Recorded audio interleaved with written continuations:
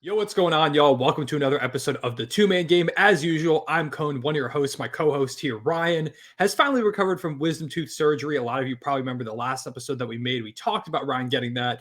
Took a little bit to get him back to where he is now, but Ryan is back. He's in commission, and we're ready to talk some hoops. Ryan, how you doing?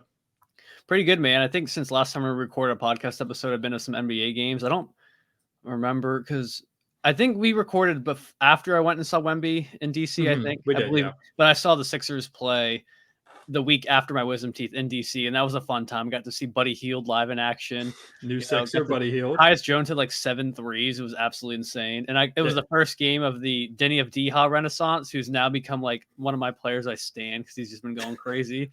And then Ricky Council was his first double-double. So, I got to see some real milestones in these real history being made. I know, exactly. Washington, yeah. But yeah, I'm doing pretty good, man. It's nice to be able to talk and function and not look like a chipmunk. So ready to talk some hoops and ready to make some predictions for the second half, or someone said on Twitter, the last third of the season. Yeah, the last third of the season. The All-Star break is like the unofficial second half of the season. We're in the stretch run of the NBA year, which is crazy. We do want to start by talking for a little bit about All-Star weekend. Then we're going to go ahead and get into our buy/sell portion, where I went ahead on Twitter and said, hey, drop us some takes for the second half of the season, unofficial second half of the season. And we're going to go ahead and tell you whether we're buying or selling on each of those takes. And then, at the end, we'll just kind of go over some stuff for the second half of the season and anything else we missed. We also do have to talk about the Brooklyn Nets. Kevin Ollie has become their new head coach after they fired Jacque Vaughn today. But let's go ahead and start off with the All-Star stuff. What was your opinion on All-Star weekend? I made a video about it after All-Star Saturday night. For the most part, I feel like it was fine. I like the skills challenge format. I think it's good. Even though players were super confused, like Scotty Barnes dribbled the ball off his foot that one time. The skills challenge is a rough format for Scotty, but they went out there and I felt like did a pretty good job. The Pacers team ended up winning. I thought the 3-point shootout was really good. It was, 3 guys going to the final after coming off a tiebreaker with 4 guys being tied at 26. Malik Beasley did the worst with 20. And then the Steph Sabrina shootout to me was the highlight of the entire weekend. That was really, really fun. It's cool to see that they're planning on doing that going forward too. Maybe next year with Steph and some partner, maybe it's Clay, they're going to be in the Bay Area. Although Damian Lillard, is a back-to-back champion, makes sense. He's from the Bay Area. So maybe they do that. And then maybe Caitlin Clark comes in from Iowa to join Sabrina Ionescu. But anyways, I feel like that was the highlight of the weekend to me, which is cool. It's cool to see that crossover. And then the dunk contest was super mid. After that, you had the NBA All-Star game, which I thought started off fun, but I was hoping the defensive intensity would pick up, and it didn't. And of course, the Eastern Conference ends up scoring over 200 points for the first time in an NBA All-Star game. So it had its ups and downs. What were your thoughts? I'm going to be honest, man. I watched it in bits and pieces. I would consider myself an above average NBA fan, and there wasn't really a lot of gravity for me towards it. Like, I didn't plan my night around watching it. I was playing video games, I think, part of the night. I think I went out and met with some friends and watched the game. So I don't know. I wasn't really drawn in too much. It's kind of like what you're saying. I thought the skills challenge wasn't too bad. 3-point shootout's always probably usually one of the better events on that first night. And then I actually was talking to somebody about this earlier. They said the celebrity game is their favorite part of All-Star weekend, which I think is hilarious because you probably do see the most effort in any All-Star event in the celebrity game. You do. Which I think was kind of a funny take. One of my buddies, that was Austin, that told me that. I thought that was really funny. But I don't know, man. The dunk contest, like you said, pretty mid. I mean, people were roasting the heck out of Jaylen Brown. So, I mean, and then the NBA woke Mac McClung up from his year-long hibernation to get him back in it because he's one of the only competent players. Yeah, they bring Mac McClung up every year. They're like, hey, go save the dunk contest real quick and then send him back down to the G League. The meme of Twitter where the guys rush the jail cell and wake up the prisoner and bring him out, and people say Adam Silver with Mac McClung. I thought that was hilarious. I saw that posted a couple times. I think people were going for banger tweets, but that was funny. But I don't know, man. The All-Star game is trash in my opinion. Like you were saying, there was a couple cool plays that kind of grabbed your attention in the beginning, but I mean, you could tell half the guys really don't care, and then the other half is just dudes chucking. Like we had Cat try to recreate his 60-point night. He thought the second game this season he's lost while scoring 50+ points. Just I think absurd. There's a trend going on there, and Dame chucking half-court shots was cool, and there's always a couple highlight plays like alley-oops and passes and stuff. And then that one play where Luka and Jokic run down the court just passing it back and forth. Yes, I was just literally about to say that. And then it ended up to Shea for a little dunk. Stuff like that is cool. There are cool moments. And like the appeal of the All-Star game is getting to see all these players play on the same court at the same time. But it would be cool for, I don't care if they don't play hard for the first 3 quarters.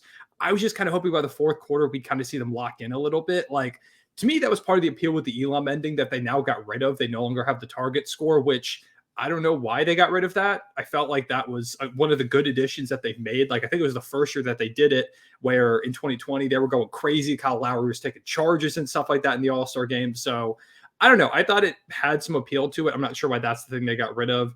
But like you said, I mean, it was just kind of some cool highlights, but for the most part, not really a lot of effort. It's not like an actual game. I don't understand. Like, I understand they don't want to get hurt and stuff like that, but there's just no appeal. Like, I don't know. As like a casual NBA fan, no one's gonna like be drawn in from the All-Star game. I feel like I don't know. I feel like if there's gotta be some other way to kind of have these players on the same court together. But I don't know. I'm not saying get rid of the All-Star game, but there's gotta be some kind of alternative because it's just not it. It really doesn't draw me in at all. And like I said, if you're not drawing in someone who I would consider myself an above average fan in terms of like how much I watch the NBA and how much I know about it, like you're not going to draw in a casual you're losing a lot of your good fans. So yeah, it doesn't help them a lot in terms of there's the fans out there who are like, oh, the NBA plays no defense, which isn't true at all. But then, those casual NBA fans will go in and watch the All-Star game. They're like, oh, see, this is what I was talking about. This is what happens every night. Yeah. But, I like what Jalen. I know a lot of people have been talking about it, but I like what Jalen Williams said about the 1v1 competition. I love the idea of the 1v1 tournament. I don't know how many players would participate. I know Kenny did an interview with Jason Tatum where he brought it up, and he said, Tatum, that he would participate in it. And I feel like that's like, if you want to talk about something where players are going to be competitive, I think you do a 1v1 tournament, you get 3 dribbles, like first one to like 5 or 7 or something like that. That would be incredible, because there's the clip that I watched this video a lot because it's really entertaining. It was Kevin Durant, Victor Oladipo, Paul George, like a bunch of different guys from Team USA a few years ago, and they're just playing like one-on-one with like limited dribbles kind of stuff. And it was so entertaining, like the tough shot making, them guarding each other. And I think like, I mean, I don't know how many players would participate, but I do think guys would go hard in that because you don't want to lose a 1v1. Like, you don't want to be a meme. Exactly. And I think that's part of the reason maybe players don't want to participate. But I think like the real competitive guys out there would want to participate in that. And that way it's not like, you're playing in an all-star game and it's like full game speed where you could get hurt. If you're getting hurt in a game with 3 dribbles and it's just like a 1v1, that's like, you would definitely get hurt. I don't see that happening too often. So to me, the 1v1 tournament, I think, makes a lot of sense. I'm not saying that should replace the All-Star game. If they want to, like, say, spice up All-Star Saturday night, I know a lot of people have been talking about the dunk contest in particular. It's been disappointing for a long time now. Like last year, Mac McClung was amazing. I know Trey Murphy gave us some cool dunks. But I feel like it just lost some of its juice. Like even this year, Jacob Toppin threw down a crazy dunk. Like he did like a 360 between the legs kind of dunk. And the judges like just didn't care. I thought the judges this year in particular were terrible. It seems like that's a yearly occurrence where it was so inconsistent. Don't care. You seem like they were intoxicated before. They were kind of pushing Jaylen Brown a little bit towards that final. It felt my! The Jaylen Brown agenda was nasty. Yeah, it felt a little bit forced, which actually does also bring me to something about the dunk contest. I know we're kind of jumping all over the place, but it was haphazard All-Star weekend. I think this was also Kenny who said this in his video today about All-Star weekend. He made a good point because I also mentioned this in my video where I think a lot of people are like, oh, we need star power back in the dunk contest. Like that's going to save it. I don't think so, because Jaylen Brown wasn't one of the better. Like Mac McClung and Jacob Toppin to me were the best 2 dunkers, and they were both G League guys. But also like, you take a look at the All-Star rosters from this year. I'm going to pull them up right now. How many of these guys would you want to see in a dunk contest theoretically? Or do you think would do like crazy dunks? Like Giannis is going to have power, but he's not really a dunk contest guy. Not Bam, not Halliburton. Damian Lillard did it once upon a time, way when he was younger, but obviously not now. Tatum, not really. Paolo, Scotty Barnes, Jalen Brunson, Tyrese Maxey, Donovan Mitchell did it before, but he doesn't dunk like crazy like that anymore, but he's already done it. Julius Randle, Trae Young, Joel Embiid, Kat, Kawhi, Paul George, Anthony Edwards. Like he's one guy out of this whole list. I think he's the only guy that makes sense to participate at this point. And he'll do it left-handed. Yeah, he'll do it left-handed. Anthony Davis, Steph Curry, Devin Booker, Jokic, LeBron, Shea, Kevin Durant, Luka. Like, I think Ant's the only guy on there who makes sense to even do it at this point. He's the only all-star. So people are talking about the star power. And sure, like, John Morant can maybe come in and do it. I think he would be really fun. Yeah. Zion maybe could, but he doesn't dunk quite the way he used to. So I don't know if star power is the problem. To me, it's just I think there's a lack of creativity, which probably stems from the fact that the dunk contest has been going for like 50 years. Like there's only so many things you could do. Yeah. Like I thought Mac McClung was super creative with, the drop the ball, pick it back up and dunk it over his head thing. That was fun. But then the judges didn't even give that a 50. So they didn't even really reward They probably his didn't even creativity. notice. Like, if we're being real, man, they probably didn't even notice he dropped the ball. They probably had no idea. They were just like, oh, we've seen Probably that. didn't think it was on purpose. Mm-hmm. Yeah, I don't know. The dunk contest is in a bad spot right now. I don't really know what you do about it. But my point of this was like, I don't want to replace it because it's part of All-Star Weekend. It has been for a while. And we go through these ups and downs. Like before the 2016 one, which was amazing, I know there were some stinkers. And then between that one and like 2020, which was really good, there were some kind of ups and downs as well. I think we're just kind of used to these ebbs and flows. To me, the 3-point contest is the best contest on that Saturday night. I think that should go last at this point. It should be that. And like, imagine if we had done a dunk contest and then ended with a 3-point contest and then the Sabrina Steph thing, which again, I think was the best part of it. If we had done it in that order, I think people's perception of how Saturday night went would have been a lot better. I wonder if you made the dunk contest like a horse type style, if it would be better. Like you have a guy saying, I'm going to do like a 360 dunk over Shaq. And then either you can try to do it or you know what I mean? I think it'd be that kind of would be cool. Interesting. Like, I'm also here for like just a general like horse competition. That's something else I think would be really fun. But that I haven't heard that before. I don't think where you do like horse or pig or whatever using like with dunks. Like he was saying, yeah. like imagine if Jaylen Brown did his silly Kai Cenat dunk and it's like, all right, you can go do it. Now you got to go dunk over him. You know what I mean? And maybe you get like 2 or 3 tries since it's not your own dunk. And then maybe like each person goes head to head with everyone. And then I don't know, whoever wins the most head to heads or whatever. Like if 2 people do the same dunk, maybe the judges pick who did it better. You know what I mean? I think that'd be kind of cool. Add some like flair to it. I don't know. Kind of like a dunk duel type of format. Yeah, because then it's not so much creativity. It's more so, all right, he did it. Now can you do it? And seeing like, and it's like being creative with like what dunks can I make, therefore I'm doing them better than the other person. Yeah, exactly. I don't know. That's interesting because I do think the dunk contest needs some kind of shakeup.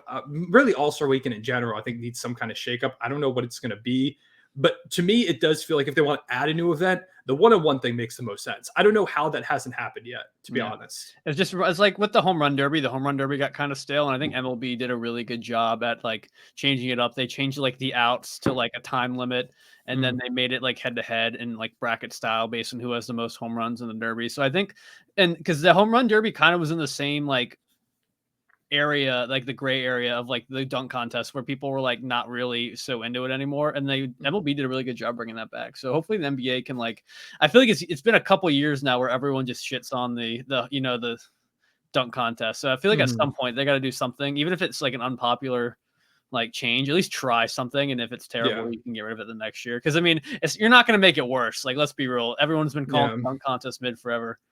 At least try something. And I do imagine they will, because I've seen probably more hate for the dunk contest this year than I have in a long time, which I think it's kind of been building up over time. Like last year, the whole Mac McClung thing was like super entertaining and fun. And this year, shout to him again. He won, and he deservedly won. Like he was definitely the best dunker out there. But I do think people want to see like more competitiveness, because I think it was pretty clear to anybody who watched that Mac McClung should have won. Like, we go back to 2016 where there was a Zach LaVine, Aaron Gordon duel, and people still to this day debate, did Aaron Gordon get robbed? Was Zach LaVine the right winner?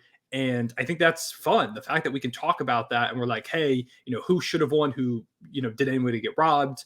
Like, I made a full video looking back on that dunk contest. I still remember that dunk contest, like vividly watching it in person, because it was ridiculous to watch. So do you think people are going to talk about in 10 years that Jaylen Brown got robbed? I don't think people are going to talk. Honestly, I could see people talking about the Jaylen Brown Kai Cenat dunk, because I think it was Click who said on Twitter, he's like, that might be one of the worst dunks of the past 10 years. Just because, like, you took a guy who's already, I think, 5'3", you sat him down in a chair and then dunked over him, and it was like supposed to be like he had his eyes closed, but on the replay, his eyes were clearly open on the dunk. It was, I don't know. It was a whole mess. All-Star Weekend had its ups and downs, and then with the All-Star Game itself, it's hard to really figure out what you do with that, because, I guess the return to the East-West format and getting rid of the Elon Mending was just to get back to the basics and be like, hey, play for your conference type of thing. But it didn't result in much effort. And you could see Adam Silver was upset after the game. Like, there was that clip going around Twitter of where he's like, he's like, at least you went ahead and scored the most points in an All-Star game. well, congratulations. Like he was so clearly not into it at all. He was upset. No poker face there. No poker face at all. They weren't showing his face, thankfully. I wish they did because it would have been fun to see, but they have to do something. I don't know what they do. Again, if it's you change up the format of it, like maybe you make it a Rising Stars type tournament, because I like the Rising Stars tournament. I think that's fun. All-Star tournament would be kind of fun. Make it like 3v3 and just put a bunch of guys together. I don't know. Yeah, maybe you just, group together. Like you could do team captains and do a draft kind of thing again, which I also like the draft. Maybe like a guard, center, and a wing, or something like that. Yeah, or something like that. Like take one starter from each kind of position group and then put them with someone else. I don't know. I feel like you could do something fun with that if you wanted to. Maybe that would add a bit more competitiveness to it, where you kind of build the anticipation towards the end.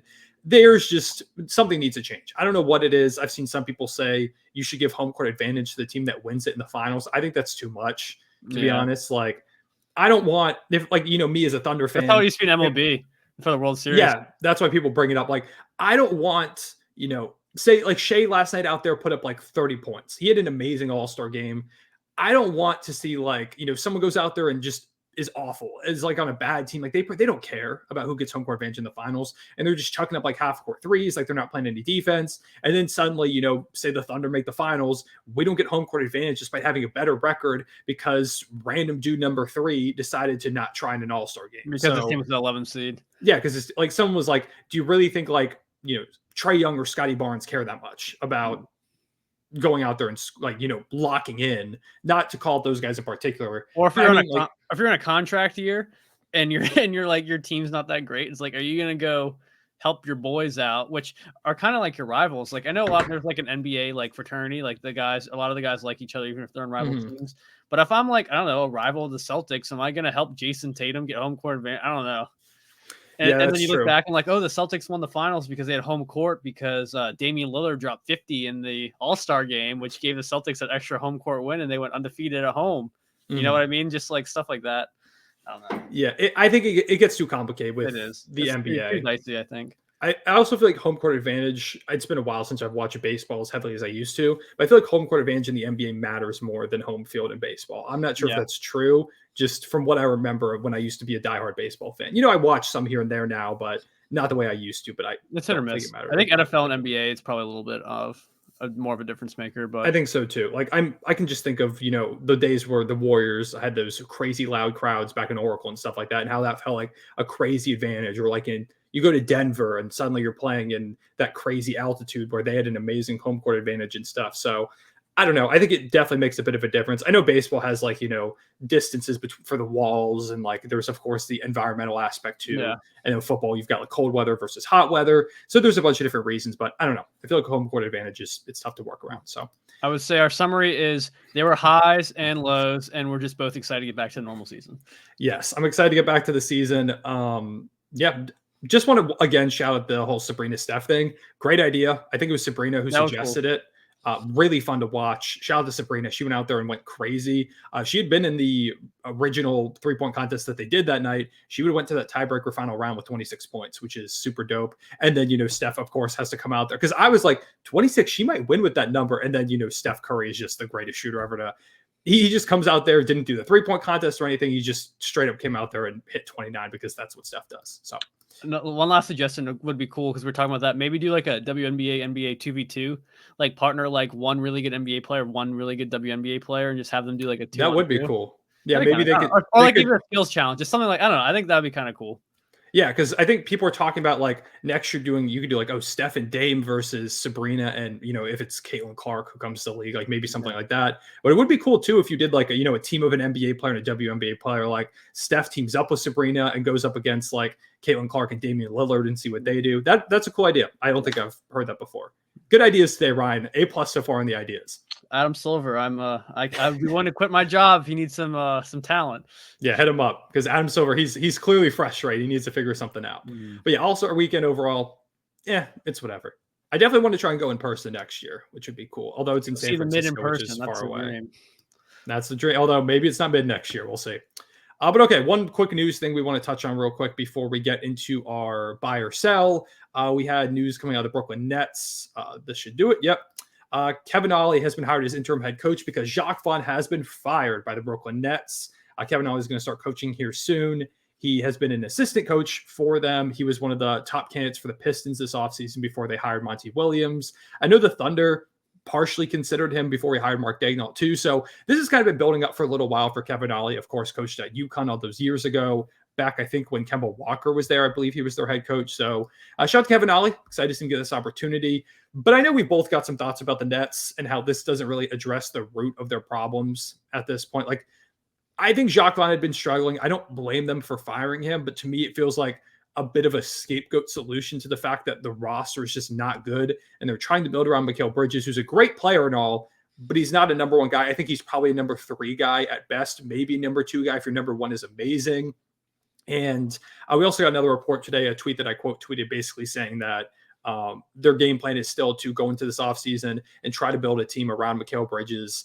I know they want to add a star, but like even if you had like a Trae Young or a Donovan Mitchell, like one of the potential biggest names available this offseason to this team, like what, a duo of Trae Young and Mikal Bridges, they're not going to take down the Celtics or the Bucks or the Sixers with Embiid and Maxey. Like they'll probably be the 4th best duo in the league. I mean, maybe even 5th if you consider Donovan Mitchell and like Garland or Mobley or Allen. I don't think that team's better than Knicks. It's not better than Knicks. It's not better than the Knicks. Pacers, maybe if they keep getting. I mean, it doesn't move the needle for me. It's still Tyrese and Siakam might be a better duo too. It probably is a better duo than whoever they add, unless it is like a Donovan Mitchell, but I don't think he's going to go to Brooklyn.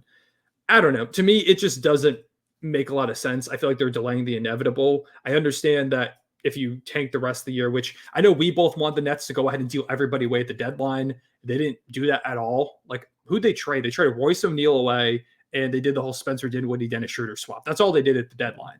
So it just feels like they're delaying the inevitable. I know they don't want to give the Rockets like one of the best picks possible this year, but like at this point, you're going to be bad anyways. You're already going to give them a lottery pick. Just help yourself out. And there's also the report that the Rockets were interested in trading for Mikal Bridges and could have potentially offered you some of your assets back to make up for that, but they didn't go ahead and take that deal, which I think is crazy. If all the reports are true that they've been offered 4 first-round picks for Mikal and turned that down, I think they're legitimately insane. Yeah, the Nets are just really trying to bank, and I feel like I'm beating a dead horse with this one, but they're really trying to embrace their all-star role player team roster construction, and it's just not good roster construction. Like, you have a bunch of solid dudes, but it just doesn't really make any sense. Like, your $40 million point guard can't play with your center who's about to be up for an extension. Mikal Bridges, you're trying to turn him into a number 1 when he was number 2 or 3 on a finals run team, and clearly that formula. He was a number. I would say he was even, I guess, scoring with Chris Paul. He was probably a number 3, probably ahead of CP3. But like in terms of the best players, he was probably their 3rd or 4th best guy. Ayton was also pretty good in that run. But yeah. I get what you're saying. And it just, I don't know. I feel like they'd be so much better off. Like the fact that like Dorian Finney-Smith is still on their roster baffles me. And just like some of these other guys, like are they going to extend Claxton, or if not, they should have maybe looked into dealing him, because a lot of teams were looking for center help. Cough OKC. I'm sure they would have. We got busy, baby. Bismack Biyombo. We're good. Yeah, who needs Claxton? You have Bismack Biyombo. You're chilling. Raptors and Hornets legend over there. But I just really. The Nets just are really a directionless team, and they're just blaming their coach. I mean, that's pretty much all it is. Kevin Ollie doesn't really feel like a needle mover to me. It's more of a roster thing. Like maybe they think Kevin Ollie with the changed roster this offseason is a better, chance for success. But I just think in terms of like the short term, it's not going to really do anything. Maybe they're just seeing what they got with Kevin, and they're just seeing if a new voice does anything. But I don't know. There was also reports that Jacque Vaughn was trying to build a team around Ben Simmons. I don't know how true that is, because you got to be physically on the court to build something around him. Yeah, insane decision if that's true. But I don't know, man. The Nets are just a frustrating team. I think they're about to enter the Bulls tier, and formerly like the Wizards tier of just frustrating teams. So because we didn't do a trade deadline episode because Ryan was going through the wisdom teeth stuff. So we haven't talked about how the fact that the Nets didn't trade anybody, the Bulls did nothing. Somehow they're one of the teams that did nothing. There are a few teams in the NBA that are directionless, and it seems like I would say the top 2 right now are the Nets and the Bulls. If I had to pick some, the Hawks are kind of in that spot right now, like they're kind of in a weird middle ground. But it sounds like that DeJounte Murray He didn't get traded at the deadline, but I do imagine he'll probably be traded this offseason. Or Trae Young potentially could be available. It sounds like maybe they just pull a Brooklyn and they just trade all both of them, kind of like how they trade Kyrie and KD. Maybe. I mean, I wouldn't hate that. Like, you could get a bunch of young pieces back. I don't think they have to trade Trae Young because he's young.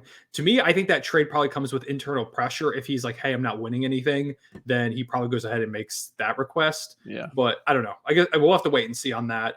I will say, if we're talking Trae Young, I think the best or one of my favorite fits for him is San Antonio. Like putting him over there with Wemby, that's terrifying for me as a fan of a team in the Western Conference. But as a basketball fan, Trae and Wemby would be so much fun. That would be a really good duo. I know they asked him at All-Star Weekend, they were like, what kind of player do you think Wemby needs? Or something like that. And he was like, Trae Young. They asked Trae Young. Me? No, he didn't say me, but he is like, a high-level player that can help him elevate. Like, he kind of seemed to talk about a player that he sees himself as. He just starts describing himself, a curly-haired point guard, maybe listed at 6'1", but might be 5'11". Yeah, might be compared to a lollipop with hair on it. Plays in Atlanta, went to the Eastern Conference Finals 2021. Name rhymes with... Shivered in New York City in Madison Square Garden. Just starts describing himself. Name rhymes with Bay Young. Bay Bong. Yeah, something like that. So it seemed like he was, I don't know. To me, Trae does feel like one of the bigger names that could be moved this offseason. And I don't know, I feel like San Antonio is a good spot. But anyways, we can go ahead and move on now to the buy or sell. So I went on Twitter and asked y'all for your takes. We're going to go ahead and I bookmarked them. We're going to go through here and just talk about the takes, whether we would buy or sell on this, and explain why. Some of them may be kind of repeats. I already see here we have two Timberwolves ones right here. But, if we get to a repeat, we'll just kind of go through it quickly. I just bookmarked the ones that I like the best. Okay, we can start with this one here, which is that the Timberwolves are built for the regular season and will be a second-round exit. Both the Thunder and Pelicans could, quote-unquote, upset them. Ryan, are you buying or selling this take that the Wolves are only built for the regular season and will be a second-round exit? I'm buying. You're buying this? Okay. I think a team, I could so see them going up in the series against like an experienced team that like kind of snuck in, like maybe a Warriors or a Lakers or just one of these teams with more experienced players and just getting like their brains blowed out. Like I could just collapsing completely just because we've seen Rudy Gobert played off the floor in the playoffs plenty of times. And Cat hasn't really had a lot of playoff success in his career. And I mean, if Ant Edwards, he'll start trolling like he did in the All-Star events. I'm just kidding. But you know what I mean? I'm buying simply because the Wolves were supposed to be great last year. They completely sold the bag on that one. And this year now they're looking good, but it's just one of those, they haven't done it yet. I don't know if the Thunder or the Pelicans were the team. Like I was saying, I think if they're going to absolutely blow a series, I think it's going to be against one of these like veteran-led teams that's been there before. They could right now, they could potentially end up playing Denver round 2, which is really scary as a round 2 matchup. I just think they're going to lose to a team that's probably more experienced. I think they're going to scheme around playing Gobert off the floor probably, and just like if that happens and Ant's not playing like his best basketball, I think they're completely done for. So I'll buy it. I think there is a chance. I'm not saying they're complete frauds and there's no chance of them making a run, but if I'm doing my playoff predictions, I don't think I'm having them go to the finals. Yeah, that's fair. I think I'm leaning towards sell just because it's saying built for the regular season. I do think this can be a successful playoff team. I will say I don't have them coming out of the Western Conference. I think they can make the conference finals.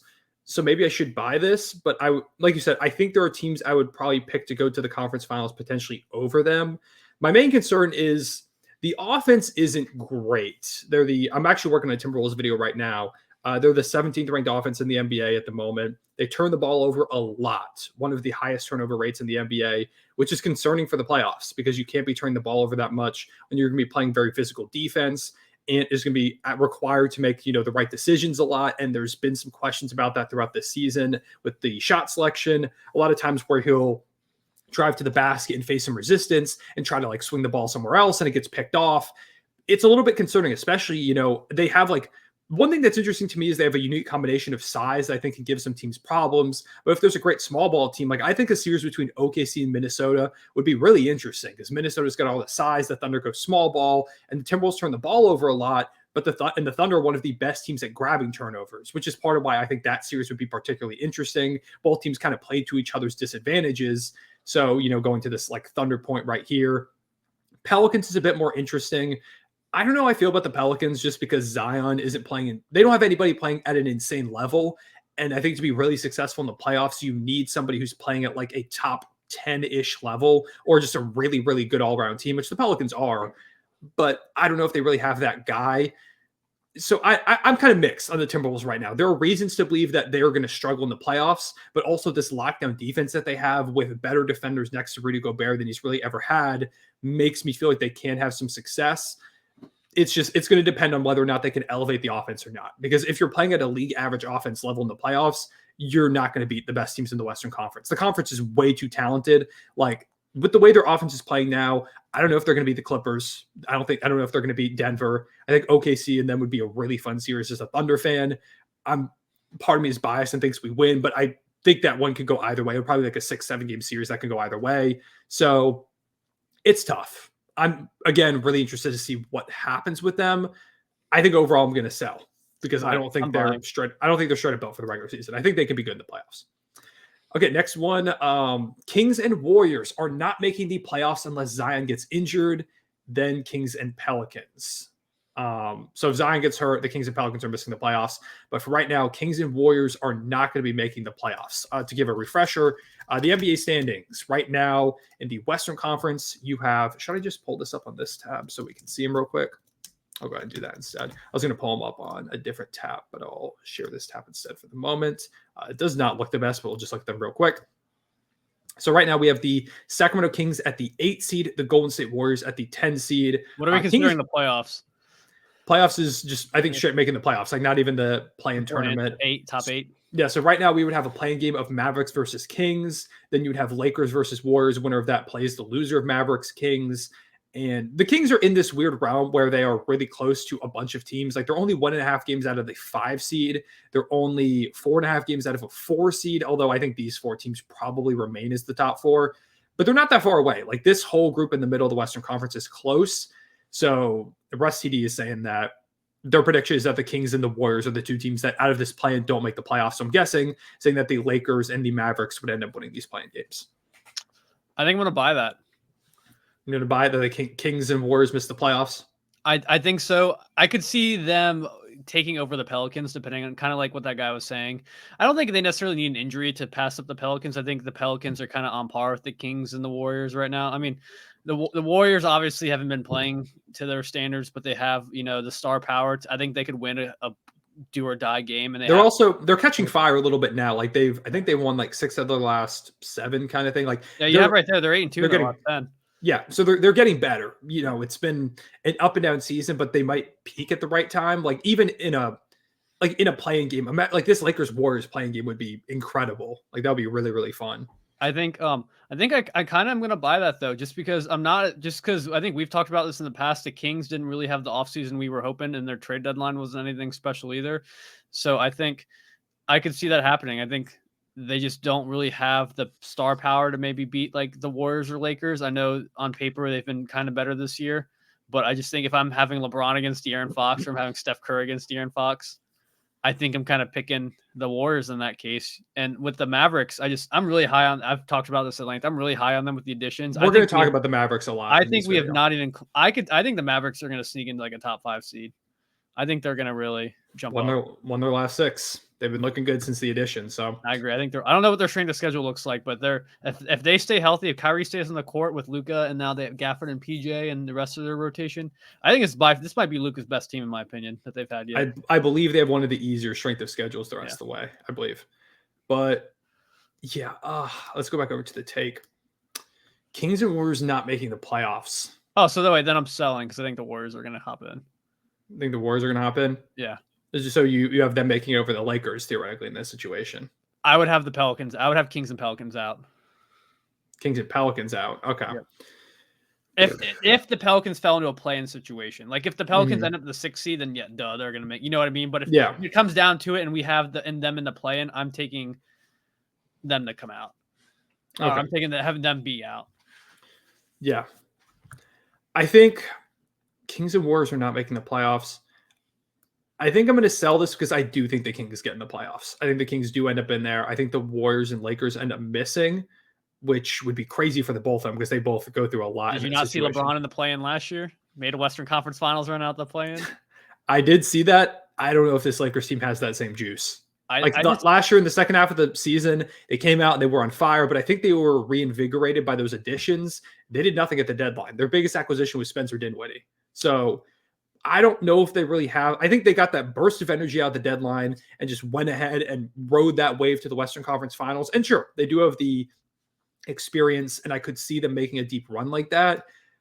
But I think the teams ahead of them are better. I think the Kings, Mavericks, Pelicans, like those three teams that are the closest to them right now are just better overall constructed teams.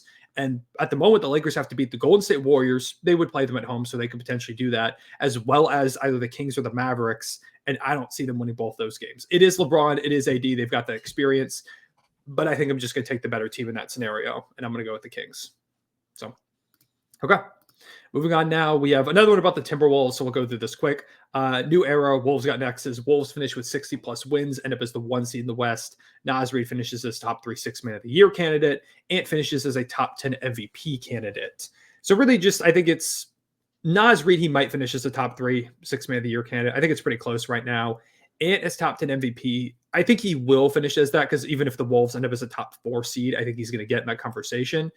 Really, it's just, do you think the Wolves finish with 60-plus wins? What are they at right now? They're currently at 39-16. I believe they're on pace for 58 if they hold this win percentage. So they need to play a little. They need to outpace themselves a little bit. I'm going to probably sell that.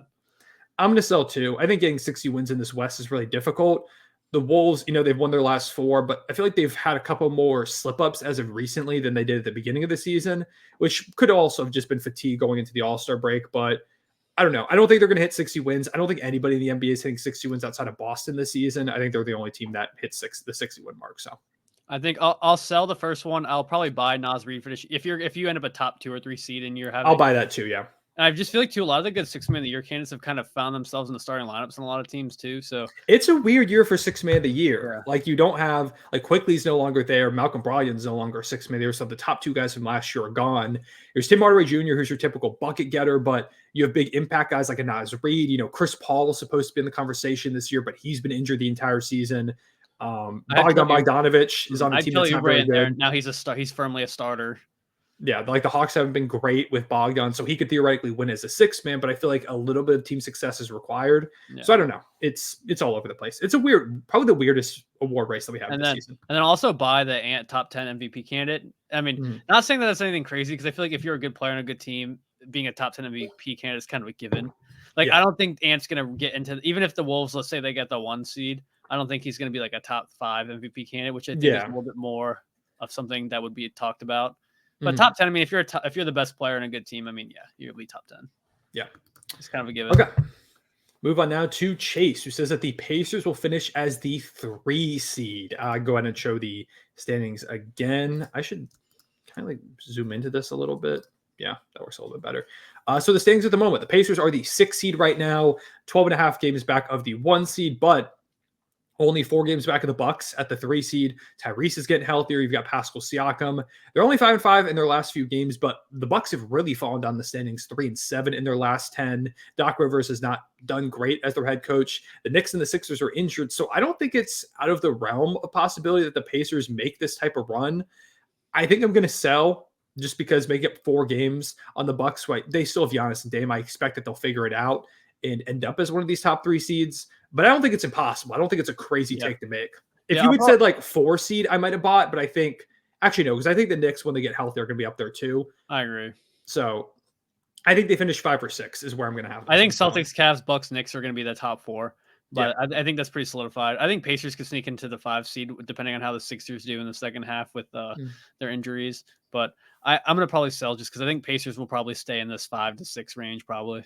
Yeah, I'm going to sell that too. But it isn't impossible. When I first saw this take, I was like, there's no way. But then, looking at the standings, it's like, it could happen. Yeah. All right. This one is all over the place. The novel. Yeah. So my take, Joel Embiid either misses the entire rest of the season and Philly falls to the play-in, doesn't do much other than that, or Embiid comes back for the play-in. They advance to the playoffs. He is 100% healthy, and they struggle versus one of the top teams. So basically saying, not anticipating the Sixers to do much the rest of the season, that whether Embiid misses the rest of the season or comes back, it's not going to be a great playoff season for the Sixers. Ryan, how do you feel about that? I'm unfortunately going to buy that. I think I think Joel Embiid's gonna come back. I think he's not. It's just like clockwork. Like Embiid had the injury last year. We barely made it through the series. You get to the second round, and then you can just tell he's not 100%. Everyone starts calling him a playoff choker again, and then we lose. It's kind of like it's basically just like the Sixers clockwork of every year. They dominate. Embiid gets hurt, plays through it anyways, and doesn't play to his standards, and then everyone says he sucks. So I think that's going to probably happen again this year. I do think Philly's going to probably end up being like a 5 or 6 seed, and I mean, who knows? Maybe falls depending on how people. Buddy Hield has been playing his butt off. Hopefully that keeps up, and we've been playing good against some good teams. Like I think you saw there the Cavs were 9-1 in their last 10, and the Sixers. That's the Sixers, yeah, that was the Sixers without Embiid. So I don't know, man. I'm probably selling just because, or no, I'm sorry. I'm probably buying just because I don't have a lot of faith in my team. And just, I think Embiid really is that franchise, and Tobias Harris is not that guy.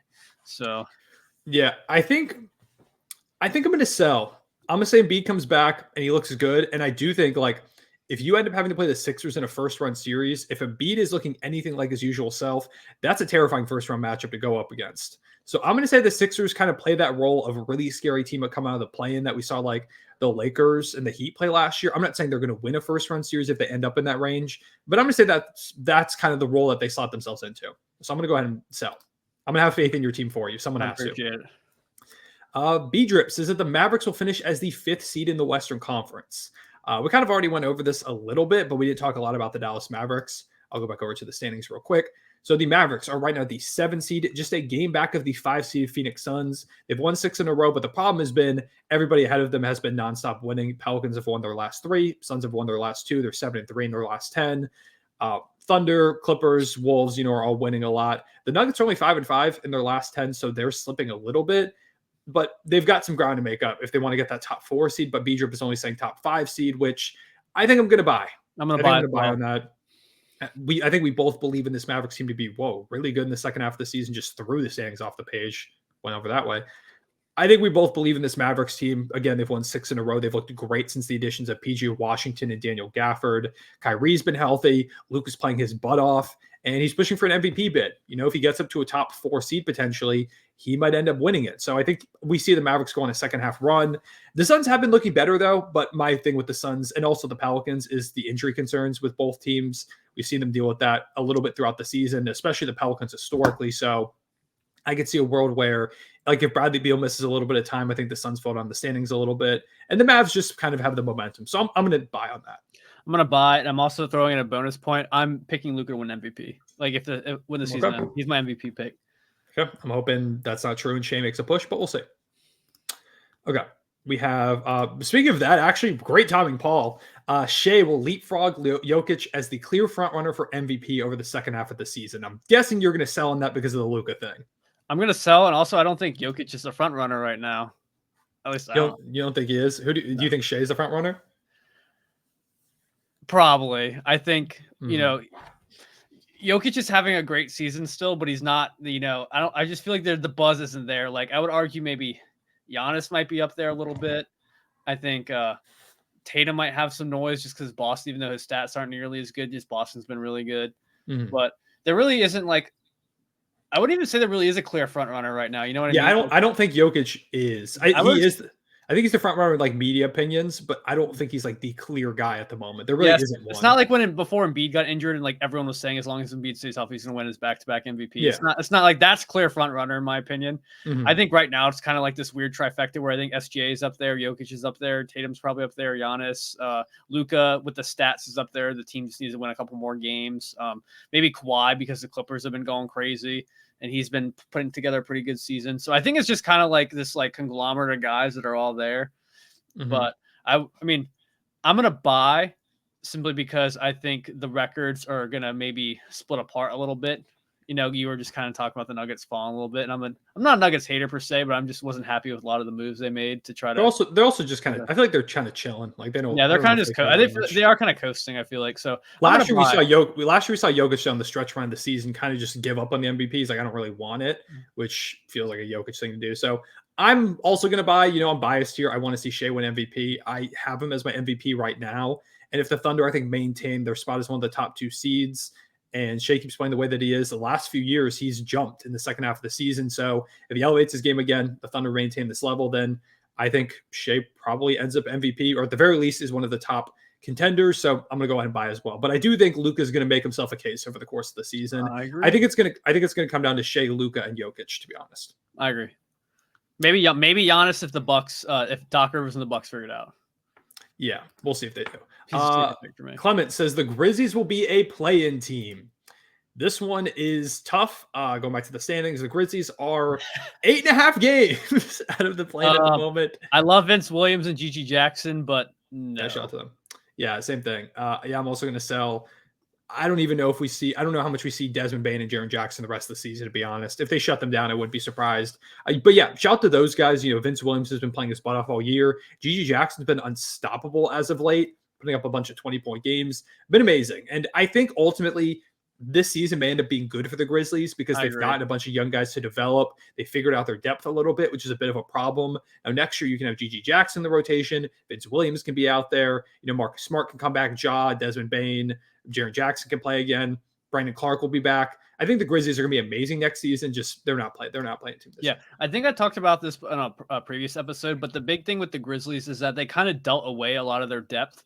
Like back when you felt like they had like 12 or 13 deep guys, and then now like when the season you had like John Contra as like your 7th best player, and you're like, the depth quite isn't there as it used to be. They got rid of Melton, they had Grayson Allen for a little bit. It just seemed like their whole roster was just a bunch of really playable guys, like 1 through 10, and it just part of the reason why they were so good with Ja Morant out for a while. Yeah, exactly. That's why they were able to, hold that. And now it just feels like it's been getting really thin. And now you're seeing it with all these injuries, like, oh, dang. But then, like you were saying, I don't think Vince Williams or Gigi Jackson or any of these guys would have been getting nearly as much playing time if these injuries didn't happen. And now I feel like you have to be pretty silly to not have them as integral parts of your team next year. Like, even when you get all the bodies back, like, there's no way Gigi and Vince Williams aren't, like, in your rotation as really solid. I mean, I could even see, like, if they wanted to, they could start one of them. Yeah, I agree. You could put one of them in the starting lineup, and I think you'd be fine. So shout out to those guys. This season, I do think long-term could end up benefiting the Grizzlies. I agree. Jetty Osman fan club says that Jetty Osman will dunk on LeBron James. Do they even play again this year? I was just going to look that up. I don't even know if they play again this year. Because obviously I got to sell if Spurs. I don't think it's going to be a playoff matchup. So Spurs Lakers. They do play, Ryan, in a few days here, February 23rd. Will Jetty Osman dunk on LeBron on February 23rd is the take. You know what? I'm going to buy. I think, I'm going to buy too. Former teammates, Jetty Osman is, he's actually had some decent minutes for the Spurs off the bench. I'm buying. I'm going to buy too. We're going to see the Jetty Osman dunk. And if it happens, then... That way when it happens, we can clip this and look like freaking geniuses. And if it doesn't happen, no one cares. Exactly. Shout out to Jetty Osman fan club. Says the finals this season is won by a non-powerhouse team, and specifically names that the Clippers, the Celtics, the Bucks, and the Suns fall apart before the finals. So basically saying the finals winner and not any of these teams won't even make the finals, and the Clippers, the Celtics, the Bucks, and the Suns. I will buy simply because I'm still stupid high on the Mavs, and they also didn't list the Thunder, the Wolves, or the Nuggets. Yeah. And so I think that leaves a lot of potential teams. So I'll buy that in a way, even though I do think if I had to pick a finals matchup, I think I'm going Clippers Celtics like right now. And then I have some like more dark horse matchups. So I'll buy in a way. Like I wouldn't say all these teams aren't going to fall apart, but I mean, one of them's coached by Doc Rivers. So you never know. The Clippers have had some issues in the playoffs. It seems like every time one of their big guys gets injured, the Suns injury concerns. Do Jason Tatum and Jaylen Brown truly like each other? Apparently, they didn't take enough pictures at the All-Star game to have good team chemistry per a tweet I saw. So, I mean, I don't think all 4 of these teams fall apart, but I do think there's a strong chance that one of the teams they didn't name, makes a run. Even though I do feel like the Nuggets are reigning champs. And I'm surprised Denver's not on that tweet. That's what I was going to say is, I'm surprised Denver's not on there because I do still think they've got a good chance to come out of the West. Yeah. The Celtics are my pick right now to win the NBA Finals. I don't see this team as one that's going to fall apart. I did a full video on them. They were like historically good. The Celtics team is ridiculous. I don't know if there's anybody right now in the East that can truly challenge them in their current form, barring changes in play over the second half of the season or injuries. So I'm going to I can't decide if I'm going to buy or sell on this because I think like the Celtics and Clippers are probably two of my top three teams to win the finals. It's probably like the Celtics, the Nuggets, and the Clippers are kind of like my top three. So I'm going to sell. I'm going to sell on this. I want to see the Thunder win the finals. I don't know if this is necessarily our year right here off the bat. And I think a lot of the favorites are in here, specifically with the Clippers and the Celtics. So, shout out for W Dad for real for agreeing with our Celtics Clippers. Yeah, shout out W Dad for real. DJ says that Jalen Williams will take another jump, and this is a little bit hyperbolic, I feel like, but start dropping efficient 30-point games every night. I'm not going to go that far. We'll just stick with Jalen Williams takes another jump over the second half of the season. I will say he just had back-to-back 30-point games for the first time in his career, and is getting pretty close to averaging 20 points per game. He's been improving rapidly. The question is, does he take another jump? And I don't know necessarily what that means in terms of taking a second jump. Like right now, I think a second jump would be if he averaged 25 points per game in the second half. Yeah. And I think I don't know if he's going to get quite to that point. He had 33, 2, 3, and 1 on 12 of 18 the last game against the Magic, had 32, 7, and 9 on 13 of 19 against the Kings. Like he's been hyper efficient, giving you almost 20 points per game. I think he does get up to the 20 point per game mark before the end of the season, but I don't know if we're going to I do think, like you said, another jump to me feels like 25 points per game. Like that's like the next jump for him. And I think we could see that next season, but I don't know if we're going to see it second half of this year. Yeah, I think he's still going to be really good. And, I was high on him with the draft. You know that. I'm a Jalen Williams OG with that one.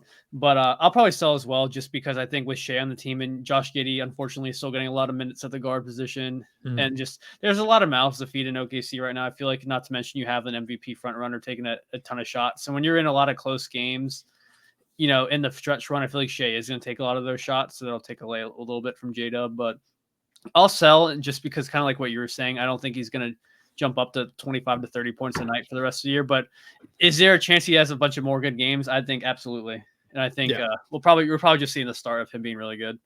Yeah, I think we could definitely see him level up, but I think like the next full jump is going to come next season. Or, I mean, he to me feels like a guy that's going to go off in the playoffs. And if you consider that a jump, I think we could see that. But you want to talk about like becoming like a solidified all-star, which I think he's already kind of all-star tier. He's like right there on the cusp. I think next season we could see him like solidify himself as an all-star. Not to mention Gordon Hayward's about to come into the mix too. That's going to probably be a lot. Yeah, he's going to take away a little bit of the touches too. You're right. Yeah. Wrap season. We talked about this a little bit already. Pelicans are going to end up top 5 in the West, upset the 4 seed, and go to the conference finals. Well, right now they would be playing, if they went up to the 5 seed, the 4 seed at the moment is the Nuggets. I'm not picking the Pelicans to beat the Nuggets. I don't think they're doing that. I'm probably going to sell just because I kind of was saying, I could see them getting leapfrogged, and we're just, it's annoying, and it feels like we're just saying the same thing over and over again. But with the injuries with the Pelicans, they're just one injury away from, falling completely off the map, I feel like. And I just think they, like you were saying, like, can Ingram, Zion, or CJ, one of them, like, turn the heck up and just be, like, a total stud in the playoffs? Sure. I think each one of them has done it at one point or the other. But I'm just not really taking any of them as the guy over any of these other top teams. Like, they don't have a Luka. They don't have a Kawhi or a PG. They don't have a Jokic or Murray. Like, they don't have, like, these playoff risers, like, I feel like Ingram probably might be the most likely to be a playoff riser there. Like against the Phoenix Suns that one year we saw it, but that was what 2 years ago at this point. I'm just not like I don't know. I'm just not really putting all my eggs in the Brandon Ingram basket to upset them. So I do think they could end up top 5, especially if like some of these, like if the Suns have some more injuries or like we're just dead wrong on the Mavericks and none of these other teams in that like similar tier, take the jump. But I don't think that they're going to end up going that far in the playoffs. No, I don't.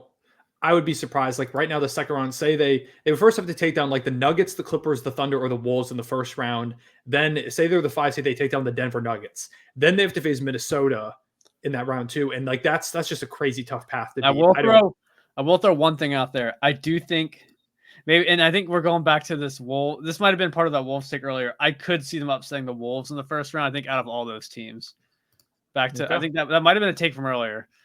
I don't remember. We kind of similar to that. D is saying Shea finishes the season. We have a lot of Thunder takes because it's me. Shea finishes the season 50, 40, 90. Right now, his percentages, again, usually rises in the second half of the season. He's currently shooting 54.6% from the field, 37.1% from the three-point line, and it's not showing me his free throw percentage, but it's right around 90, 88.3. So he's been rapidly rising up in terms of threes. He's been hitting way more his threes. I don't think he's going to hit 50, 40, 90 though. I think 40 is a lot. Like that's a 3-point percentage jump, 3-point percentage jump. That is the worst sentence That's of a all tongue time. twister. That's crazy. He has to get that over the second half of the season. And yeah, he's been hitting a lot more of them, but 50, 40, 90 plus his free throws. For some reason, recently he's been missing more and more. So I think that's also a bit of a concern to get back up to 90. So I'm going to say no. And I'm a big Shea homer. Yeah, I'll probably sell too. I think the free throws he might be able to sneak in there, but kind of like you were saying, these games are going to get kind of more intense down the line, and I think the high pressure environment. Not saying he's going to choke and miss a bunch of free throws, but I feel like it's not probably the best environment to just make them all. Mm-hmm. And then just with 3-point shooting, Shea's he's never. I mean, like you said, he's been making more, but he's never really been a volume 3-point shooter. So not only does he have to make them all, he's got to shoot enough to raise that percentage. It'd be one thing if he was already above 40, and if he's just shooting like 2 or 3 a game, then yeah, sure. If he's hitting them at a decent clip, he might be able to get it. But he did look good from 3 in the All-Star game. I thought he was taking a lot of threes. Yeah, he went 7 to 10. It was crazy. He was like drilling them out there. It didn't even look maybe like the same dude. Maybe that's what inspired this take. Maybe we see that in the second half of the season. But yeah, I think I'm going to sell in the 50, 40, 90. Yeah. We got a take from Kay Bumgart, who says that the Pistons overtake both the Wizards and the Spurs in the standings. We'll go back to the standings real quick. The Spurs are 11-44 at the moment. The Wizards are 9-45, and the Pistons are just a game back of them at 8-46. I'm going to sell because I know the Wizards have lost 8 in a row, but every single game they have lost since they got their new head coach, they have been in. Every single game. Like the Sixers game I went to, in. The Celtics, they literally played the night before, in. The Mavericks, they took to the last minute. They were in there. Denny dropped like 40 points. Like, look at all these games. Other than that Suns game, I think that might have been the last. That might have been the last game with their head coach. Yeah, I don't remember when. I don't remember who specifically fired, but yeah, 8-point loss to the Heat, 8 to the Cavs, 4 to the Celtics, 6 to the Sixers, 8 to the Mavericks, 7 to the Pelicans. They have been competitive. You're right. They've been in every single game. And even these games are losing by 8 or 9 points. Like it went down to the last minute of the game. And then there was just like fouls and stuff like that. So they have, and that's a really hard strength of schedule. That's not every single team they played, there's a playoff team. Yeah. Like if they're like, I think if they were to play the Pistons with the way they've been playing, they'd beat the living crap out of them. Mm-hmm. So I'm going to sell because I think the Wizards, are going to put together a good second half against bad teams. Like, I don't think they're going to win, 20 games probably, but are they going to probably beat the crap out of the Hornets or the Pistons or one of these other bad? I think they will. Mm-hmm. And then the Spurs, I just think Wemby's been kind of playing his butt off, and I think they can steal some wins against a bad team as well with the way he's been playing. Plus, the West kind of has some teams fizzling right now towards the bottom, so I think they can steal some wins. So I'm gonna sell that. Yeah, I'm gonna sell too. I think the Pistons end up at the bottom. I could see them catching the Wizards because they've been playing better. Both these teams Denny's unleashed, man. Don't sleep. All I'm saying is both these teams have been playing better as of recently. So I could both see them like kind of winning a lot more games in the second half. But like you said, the Wizards have been playing better. So I think with the game lead and not a lot of desire to they're already at the bottom of the standings. They don't have to tank games necessarily on purpose at this point. So I do think the Pistons end up as the bottom team. Okay. This is kind of a take we already talked about. F5 cashes the legal see the emergence of a new powerhouse team. The Memphis Grizzlies, G.G. Jackson and Vince Williams will continue to dominate. Bane, Jaron, Marcus Smart, amongst others, will return to the lineup, and people once again call them the best young team in basketball. And I'm guessing projected towards next year when John Morant comes back. And the Grizzlies look better than ever. And I mean, I agree with this. I think they're going to look a lot better next year. Yeah, we're buying on this. Yeah. They need a center, though. If they play Jaron at center next year, it's not going to work. Get a center. Yeah, I think they need another center. Neil says that the Lakers will show they're still contenders out west and finish the season off similarly to last year. I'm guessing saying that they make the playoffs through the play-in and look like a force going into it. I'm buying because we were talking about it earlier, and it just seems like not to say that the play-in tournament is any indication or whatever, but it seems like when the Lakers have to win, all these games they should be winning and they should be playing them as must-win games. But it seems like when the season's on the line or something's on the line, they have to win. They seem to kind of pull through. And I think in-season tournament type stuff. Yeah, I could see them doing it again. I know we talked about it earlier when we were talking about the play-in teams potentially. I'm gonna buy because I think the Lakers have the star power, and I think their roster really isn't that terrible around LeBron and AD. I think it has some upside. So I'm gonna buy. Yeah, I think I'm gonna sell. I think this Lakers team, like I said, just doesn't really have the same. You probably sold them last year too.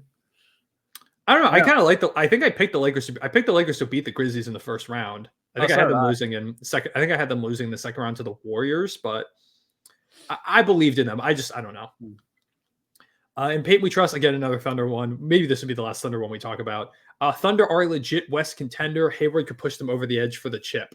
Do you think the Thunder are a legitimate Western Conference contender? I'll buy. I don't think Hayward's what's going to push them over the top. I don't think he's much of a needle mover. I think he's a good addition, but I don't think it's like, oh, they got Hayward now. Oh, watch out, Denver. Watch out, LA. I'll buy because I think they're going to give some teams a run for their money, but I just, not to pull like the very common excuse, and you've probably heard this a million times as a Thunder fan. I just think when they're up against some of these big boys, I could see them kind of not choking per se, but just like having their inexperience show a little bit. Like, yeah, a playoff series with the Clippers where you have PG, Kawhi, and Harden, who between the three of them have so much playoff experience, some better than others in terms of the outcomes of the games, or just like even like the Lakers or just Denver or any of these teams that have a lot of playoff, the Suns. I don't know if they're going to, I think it might still be a year too early for them, but I do think it would be really silly to write them off in any series. Like if they're matched up against the Warriors or like they play one of these teams like that kind of stuck in with the play-in and to say like, oh, they're playing Steph Curry, they're playing LeBron, they're totally going to choke this series, like the 1 versus 8 or whatever, or 2 versus 7. I don't think that's very fair, but once they get into like the heat of battle against some of these like perennial contenders, I think it's going to be kind of tough for them to overcome. So I'll buy in a way because I think they're a contender, but I don't think they're a favorite, in my opinion. Yeah. I mean, as a Thunder fan, they're not my favorite to come out of the Western Conference just because, I got to remain unbiased and everything. And we do lack that experience. I don't think it's going to matter as much as some people are saying. Like there's some people are saying that we go up against the Warriors in the first round, we're going to lose. I think, just like that's what I was just saying. Yeah. I think we wreck the Warriors in a first round series. I'm not really worried about them that much. Someone's going to clip that and you're going to get probably. Yeah, we're going to lose to the Warriors. Code wasn't worried about him. Look at this loser. Probably. But I've seen a lot of people say that the Thunder are frauds and stuff like that. I don't think that's true. I think just because they're the new team on the block that people really aren't taking them seriously. Every team has to start somewhere. And I'm not saying we're going to make the finals. I don't think we do because it's very rare that you see a team make the playoffs for the first time and push for the finals. I can't think of a time where that happened. It takes some time. You have to go through like your second round loss, your conference finals loss happened with Katie and Russ. That team, they went to the playoffs the first year, and then I think they lost in the conference finals the year afterwards, and then they made it to the finals.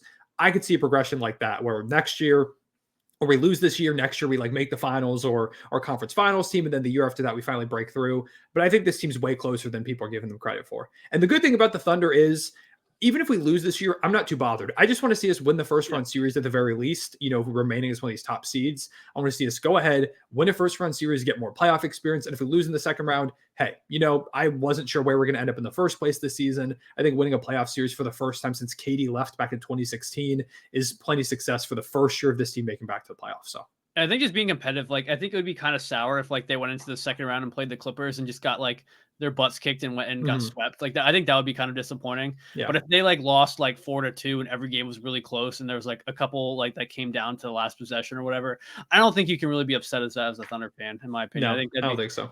That would be kind of a fake. I don't know. Yeah. I want to see us, win the finals, of course, but I don't know what's going to happen this year. I do. I didn't say anything though. I'm buying. I think we are legitimate. We're capable of coming out of the West. I don't know if it is this year, but I think we're capable. Rudy says that Jimmy Butler and the Miami Heat are going to do it again. So I think the roster just isn't as deep as it has been, and they've just looked really shaky as of late, I feel like. And just like we love Jimmy Butler and we can't doubt him, but I just think there's too much talent right now. And the Heat just like, I don't think one player is going to make the difference. I don't think a playoff Jimmy is going to carry them again. I just think there's too many good teams with too many good players that it's just not going to happen. Yeah, I don't think the Heat are. I think the Heat are going to be a playing team, if you ask me. Yeah, I could see them making a push for like a 6 seed. They're not that far out. They're 30-25. Here, I'll go ahead and share the standings real quick. They're 30-25. They're only half a game back of the Pacers. Like if the Sixers continue to be injured, I could see them catching them. But I think they're going to be like in the 6-7 range. And I mean, the Bucks would be really fun. Like that would be interesting. I do think the Bucks win. The Bucks and the Heat always play the Bucks good, and they've upset them before. Except that one weird year where they got demolished, and Jimmy Butler had like his worst playoff series of all time. Yeah. That was a weird year, but it would be interesting. Doc Rivers going up against the Heat would be very fun. So hard. That's kind of a dream matchup I want to see now. But like, say they end up as the 8 seed, like they're not playing 8-1 again. This Celtics team destroys the Heat. It's not even close. Like I think Cleveland kind of owns them too. Yeah, I think Cleveland probably beats them as well. Like these two teams are just really good. The Eastern Conference is better this season, much better than it was last season. Like the Knicks are way better. I think the Sixers, when Embiid is healthy, are really good. The Bucks, a little bit shaky, but with Dame's a playoff riser, and I do believe like last year they lost in the first round. I think they're plenty capable of doing some great stuff. The Pacers are picking it up. So yeah. There were some weird noises coming from my living room. I had to mute you for a second because I wasn't sure what was going on. I still don't know what's going on, but I need to make sure there wasn't someone calling for help. Quick home invasion live on podcast. I was so concerned. I'm like, I still don't know what's going on out there. I think Conan and I's mother is making first grade teaching videos. Oh, okay. With sounds. Okay, gotcha. Okay, this one comes from Ziz, who says that the Warriors end up top 6, Curry's top 5 in MVP. So, we talked a lot about the Western Conference standings. Yeah, I'm selling this. I mean, right now, I'll just give the quick overview. They are 5 games back of the Pelicans. They've been winning a lot, but I don't think they would have to outdo every team except one out of the Suns, Pelicans, Mavericks, Kings, and Lakers in the second half of the season over these last 25-ish games. It's not going to happen.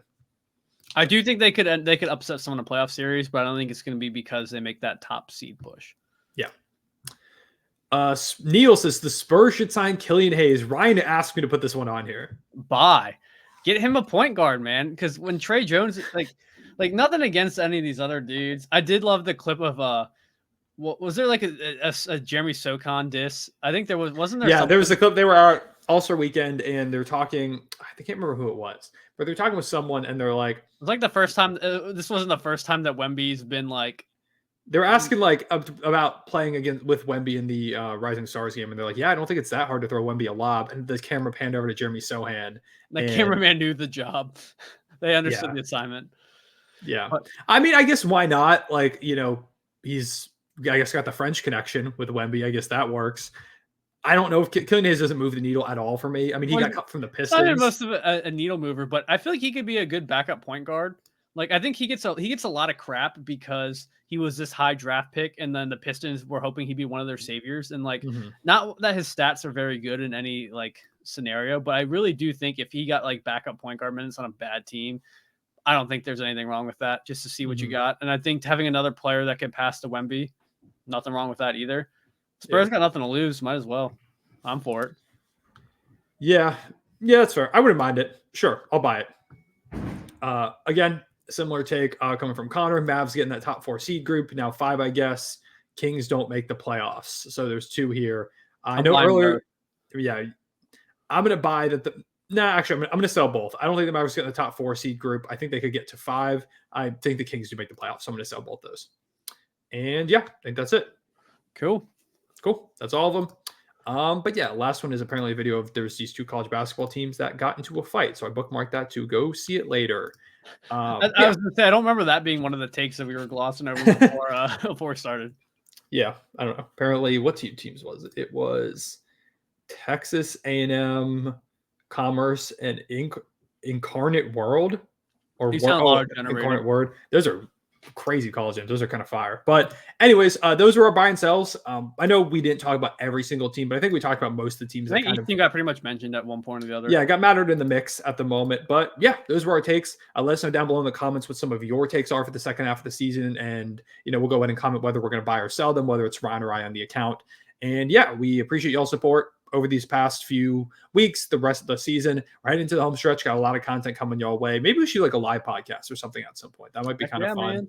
But yeah, we appreciate you tuning in as always. Leave a like and subscribe if you're on the channel, if you're on Spotify, follow, download, all that stuff as usual. And we'll see y'all later. Ryan, you got anything you want to wrap up with? If you made it this far in the episode, say Killian Hayes to San Antonio.